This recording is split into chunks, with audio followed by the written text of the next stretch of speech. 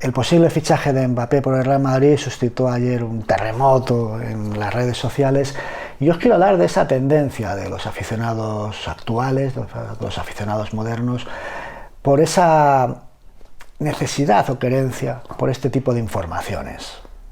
Vamos a ello.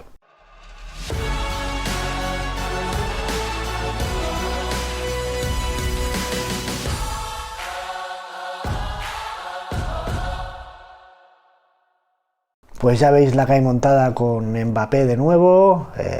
Ayer, a raíz de una información surgida en la web francesa PSG Community, una web importante si nos atenemos al número de suscriptores, aunque eso muchas veces no significa nada, pero sí que digo relevante en el sentido de que en otras ocasiones sí que han adelantado informaciones que se han rubricado. Por ejemplo, la última, la de Luis Enrique, fueron ellos los primeros que la dieron. Bueno, pues comunicaron que el PSG y el Real Madrid habían llegado a un acuerdo por Mbappé, por 200 millones más bonus. No voy a entrar en la información, este no es un vídeo sobre esa información, este no es un vídeo sobre la posibilidad o no de que Mbappé fiche por el Madrid, no es un vídeo sobre Mbappé. Pretendo hacer una serie de vídeos que analicen una reflexión sobre perfiles de aficionados, o más bien de tendencias que tenemos a veces los aficionados, y que son muy marcadas, ¿no? Os habréis fijado, por ejemplo, pues esta de la que os estoy hablando ahora, esa necesidad por saber de fichajes, por informarte, por estar al tanto de cualquier información, rumor que surja en medios, redes, esa necesidad, ya digo, de saciarte para saber si tu equipo ha fichado o no ha fichado, si ha vendido, si no ha vendido, para estar a la última. Y algunos están hasta las narices de este tipo de aficionados. Yo no me excluyo, yo también tengo cierta dosis de querencia hacia ese tipo de informaciones. Yo creo que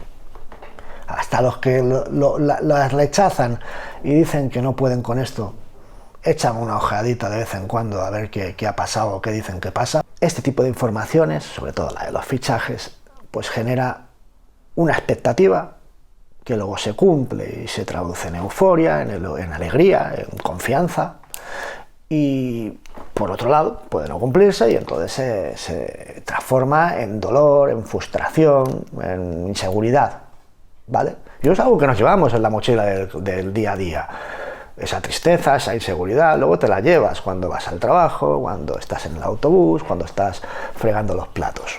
Hasta ahí todo es normal. ¿Cuál es el problema? ¿Qué ha cambiado? Pues ha cambiado fundamentalmente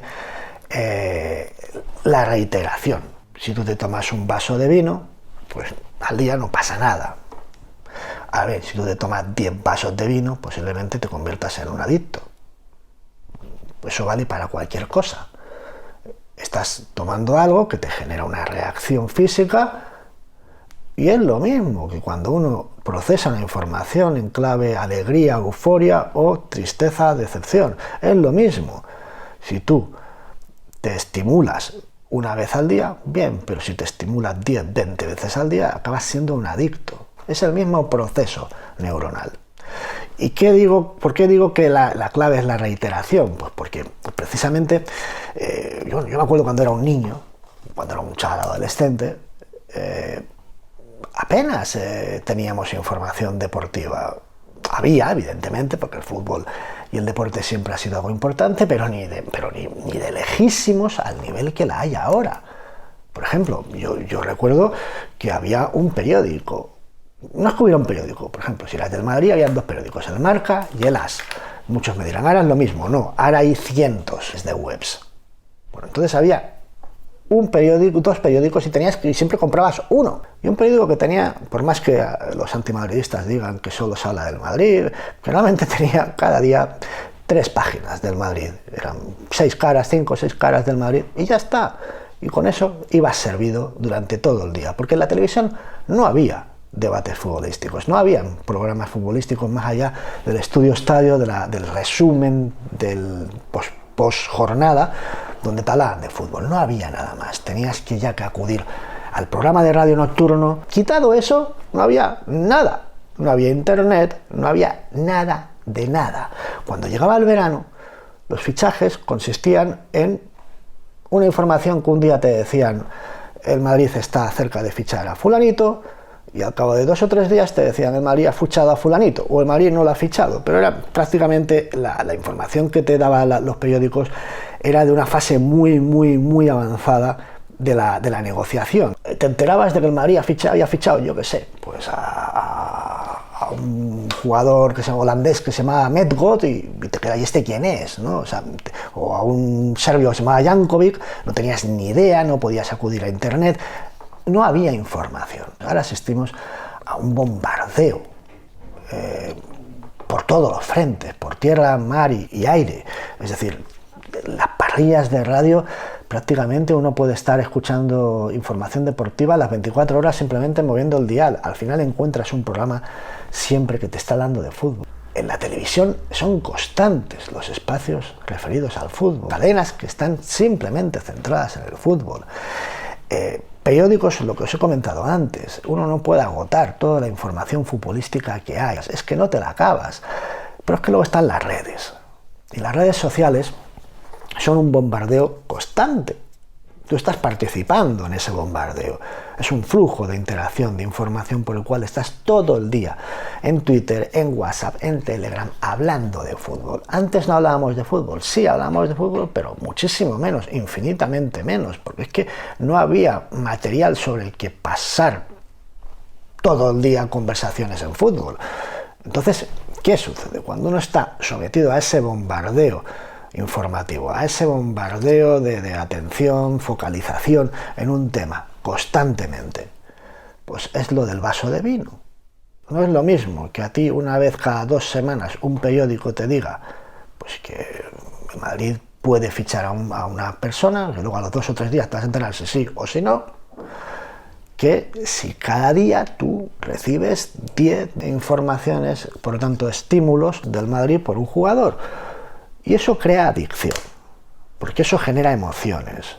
Y en esa vorágine estamos metidos prácticamente todos los aficionados, unos más y otros menos. Esto lleva a un contexto de competencia enorme,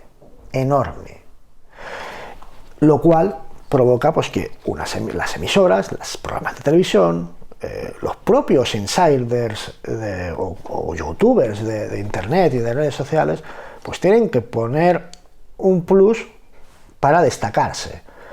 Me diréis, la mentira, bueno, a veces sí, pero eso no es lo importante. Lo importante ya no es el hecho de que te mientan o te digan la verdad, como el hecho de cómo te lo dicen. El factor que más ha incidido en el hecho de que unos ganen más y otros menos es el factor emocional. Esto es algo que lo saben los publicistas, que lo sabe la gente de marketing y que lo saben los periodistas. No hay factor que atraiga más que la emoción. Y en eso se ha metido el periodismo, sobre todo todo el periodismo en general, pero el deportivo en particular, pues hasta el fondo. Pasa que se han pasado pues varios pueblos, ¿no? Entonces estamos ahora en un pantano de amarillismo, populismo, producto de eso, del intento de captar atención ante tal cantidad de competencia.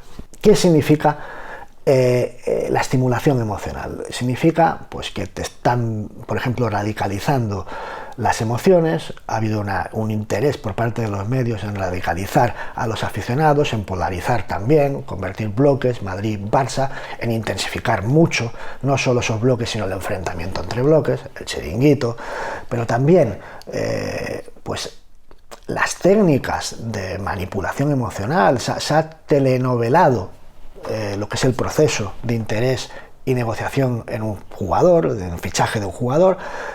Vivimos relatos que son muy similares a las de las telenovelas, ¿no? La historia de amor del chico y la chica de la telenovela, que están a punto y bueno, incluso acaban juntos, pero van a romper porque el verano ha empezado y hay mucha historia que todavía muchos días que cubrir, y entonces la historia se rompe, te vuelven a vender una información contraria, te vuelven a hablar de una distensión, y realmente igual ellos simplemente lo que están haciendo es poner el foco a mucha distancia y enfocarse en lo bueno o en lo malo, y te están contando una historia de vaivenes, de esto va bien, esto va mal, la chica y el chico están juntos, la chica y el chico rompen, luego vuelven, luego rompen, luego vuelven y luego rompen, y así hasta el 1 de septiembre en que se anuncian las plantillas definitivas y ya sabemos el chico y la chica acaban juntos o no y se casan. Así funcionan los medios hoy, manipulando, generando estimulación emocional en las informaciones, intentando generar euforia, intentando generar frustración en ocasiones para bajar esa euforia, para poder volver a repetir una euforia posterior y ya digo, generando intensificación en la emoción del propio aficionado, radicalizándolo, no digo radicalizándolo, volviéndolo violento, aunque lo hemos visto en algunos casos, como el de Vinicius, que esta deriva lleva a eso también, es una consecuencia, pero a intensificar sus emociones, sus sentimientos, su apego por su equipo. Y en esas estamos. La sumeriana, que es este concepto que acuñó un amigo mío, Sisson, que es un tuitero precisamente insider, ¿no? Es muy pródigo a este tipo de informaciones, y que, bueno, que se dan durante el periodo de mercado, la ventana de fichajes de verano, pues la sumeriana se ha convertido en un título más para muchos. Emocionalmente es así. Vemos el día 1 de septiembre a muchos aficionados reaccionar ante un fichaje como si se gana un título, y las emociones son las mismas. Si Madrid ficha a Mbappé, al día siguiente va a haber un estallido de euforia abrumador. Si fichamos a Haaland, para que no haya ese componente de traición que algunos atisban en Mbappé, si fichamos a Haaland, al día siguiente va a haber una explosión de euforia, pues, parecida emocionalmente a la de un título. Algunos dirán, no, para mí es más importante. No os estoy hablando de si es más importante o no. Uno puede categorizar racionalmente eso, pero yo digo que las emociones que despierta, al menos en muchísimos aficionados, son muy similares. Es más, informaciones de fichajes de menor calado, pero bueno, que como puede ser, yo qué sé, que fichamos a Alphonso Davies o tal, se puede percibir emocionalmente como la victoria de un partido de tu equipo. Es decir, son estímulos de alegría que te llenan. Y como digo, la sumeriana se ha acabado convirtiendo para muchos en un título. Está el ganador de la sumeriana y el perdedor de la sumeriana. El ganador de la sumeriana es ese equipo que ha generado más estímulos positivos para sus aficionados, la suma, el cómputo de esos fichajes, o adquisiciones, o operaciones que les han hecho felices o que les han hecho infelices. Y ahí ya digo, hay ganadores y perdedores. Porque también he visto a gente reaccionar ante la pérdida, el no fichaje de un jugador, como si se hubiera perdido una final. El día después, al no fichaje de Mbappé el año pasado, pues se vivió por parte de muchos madridistas como la pérdida de un título. Entonces, estamos en ese escenario, eso es lo que os quería trasladar.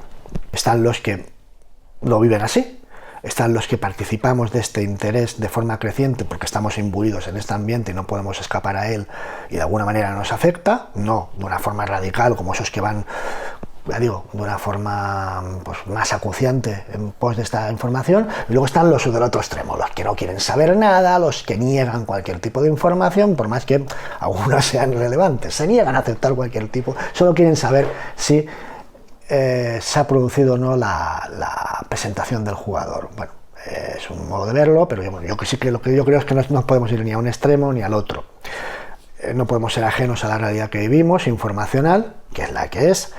Y, por ejemplo, yo sobre todo creo que no se puede, al menos, negar la opción a que los aficionados analicen, ¿no? Por ejemplo, ¿Madrid tiene 9? No tiene 9.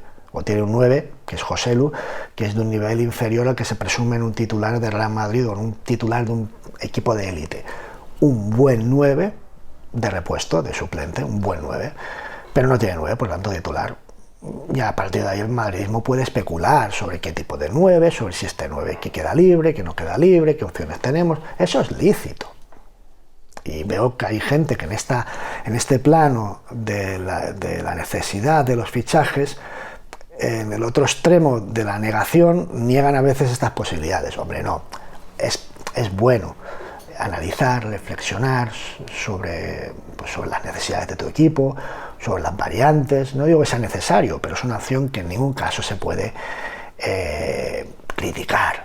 Y bueno, quería hablar de esto porque hoy estamos con lo de Mbappé y vamos a estar todo el verano con más informaciones, y los veranos que prosiguen pues igual, ¿no? Entonces este es el primer perfil del que os quería hablar, del tipo de aficionado. Ya digo, algunos muy acusados, otros participamos en mayor o menor medida por esta querencia por el fichaje o no fichaje y con este sainete todo el día. Es el fútbol de hoy.